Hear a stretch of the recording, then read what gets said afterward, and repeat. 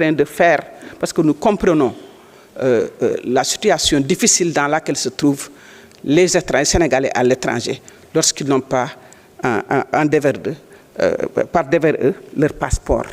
Ça leur empêche d'envoyer de l'argent, ça leur empêche de continuer leur contrat et de travailler et de vivre librement et avec autant de sécurité que possible dans les pays où ils se trouvent. Donc nous sommes en train de tout faire pour répondre avec le ministère de l'Intérieur à la désignation, à la production de ces passeports.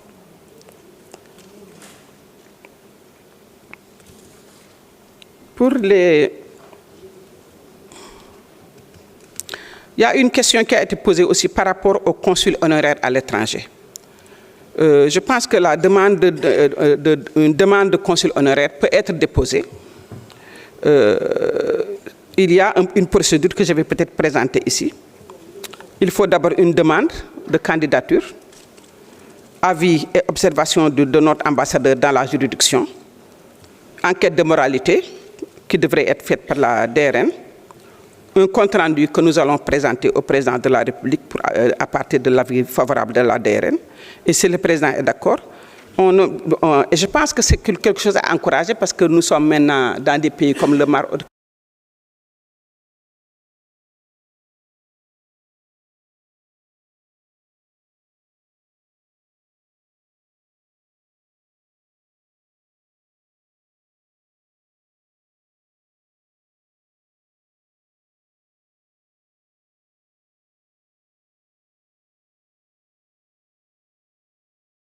Nationaux. Pour les procédures administratives diplomatiques dans l'ouverture du consulat général du Sénégal à Barcelone, elles sont parachevées, de même que les ressources financières qui devaient être affectées sont déjà disponibles. Le personnel nécessaire au démarrage du poste est déployé, donc l'ouverture est presque effective. La prise en charge des besoins consulaires des Sénégalais résidant à Barcelone a réellement commencé et la question de la cartographie est aussi en cours. Je voudrais peut-être juste aussi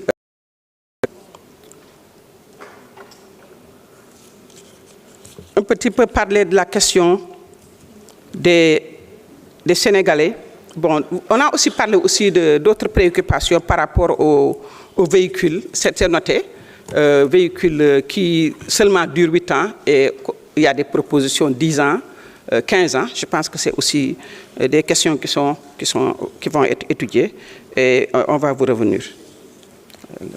Qu'est-ce que je pense que...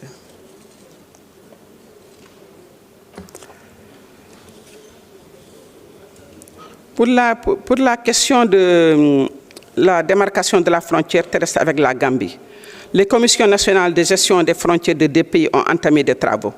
Nous avons même entrepris une commission tripartite avec la Gambie et la Guinée-Bissau, en vue en fait ainsi de renforcer non seulement les accords économiques, mais aussi de regarder toutes ces questions relatives aux frontières. Les commissions nationales de gestion des frontières entre la Gambie et le Sénégal ont entamé des travaux et ont tracé de la démarcation des frontières déjà identifiées. Des visites de sensibilisation auprès des populations de ces villes frontalières sont prévues prochainement pour gérer conjointement les conflits frontaliers signalés et impulser aussi les activités génératrices de revenus entre les ressortissants sénégalais et gambiens.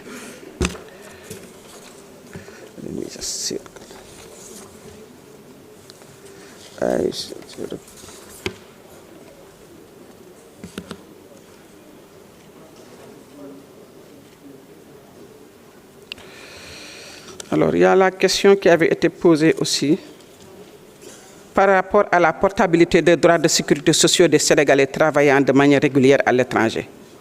Bon, bien sûr que la question de l'emploi relève du ministre du Travail, mais bon, pour la portabilité des droits de sécurité, pour assurer cette portabilité, il faut qu'une convention spécifique de sécurité sociale soit conclue entre le Sénégal et le pays concerné. C'est le cas, par exemple, de la France, de l'Espagne, du Gabon, du Mali. Cette portabilité peut aussi être mise en œuvre à travers certaines conventions multilatérales lorsque les deux pays ont adhéré, surtout le Sénégal. Par exemple, la convention de Cyprès, la convention de la CEDEAO. Des échanges sont en cours avec la direction du travail pour lancer des négociations pour la signature de telles conventions entre l'Italie, le Brésil et le Maroc. Je pense que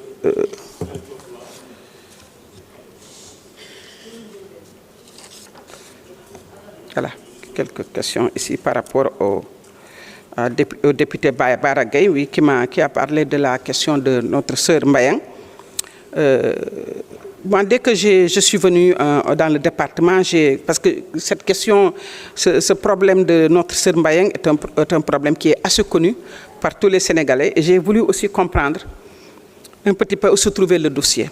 Donc j'ai rencontré le personnel de l'ambassade quand nous étions à la conférence de l'OCI avec l'ambassadeur qui était là-bas pour voir où se trouvait,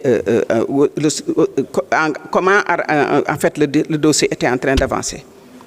Et comme vous le savez, seule la demande de grâce adressée au roi pourrait en fait nous permettre de sauver notre compatriote et d'enlever cette peine qui plane sur sa tête.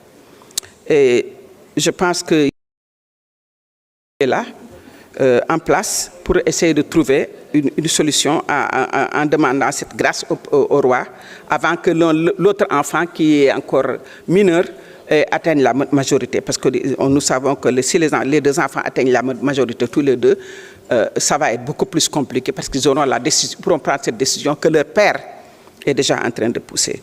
Donc nous exprimons notre solidarité à Mbayang et à toute sa famille et nous continuons à suivre le dossier, à prier aussi pour qu'il y ait une fin heureuse dans ce dossier assez sensible.